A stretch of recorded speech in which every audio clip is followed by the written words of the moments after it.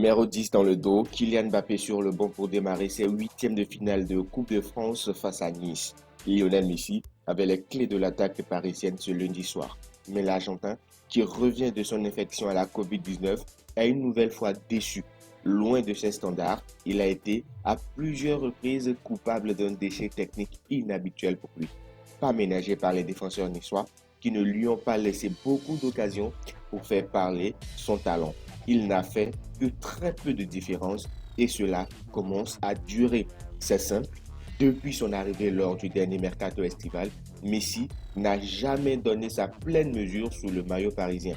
Pire, il semble parfois perdu et résigné sur l'aire de jeu.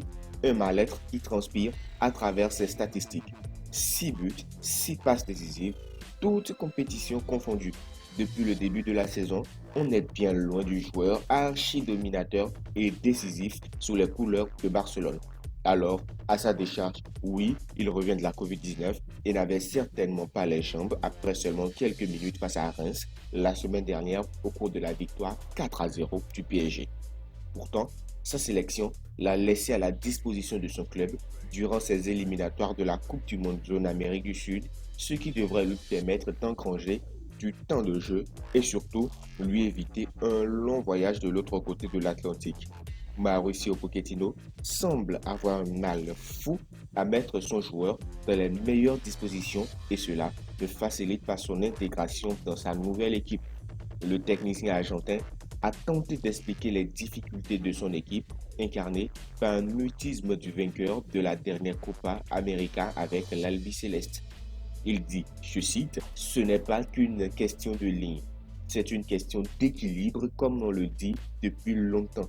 Cela dépend de la façon dont on va faire circuler le ballon, à quelle vitesse, comment trouver les bonnes positions contre des équipes bien regroupées avec des lignes très resserrées. On doit avoir plus de vitesse, trouver les bonnes positions. C'est un travail qui prend du temps, a-t-il tenté de justifier en conférence de presse. Cette élimination en huitième de finale de Coupe de France fait déjà tâche dans la carrière parisienne de Léo Messi, mais il aura l'occasion de briller dans 15 jours face à un club qu'il connaît bien et qui lui a plutôt réussi avec 26 buts durant sa carrière. Il s'agit bien évidemment du Real Madrid. Mauricio Pochettino l'espère plus que quiconque. Est-ce que Lionel Messi est-il réellement El Finito? Je vous laisse avec les meilleurs punchlines sur Twitter concernant le match de Lionel Messi hier face à Nice.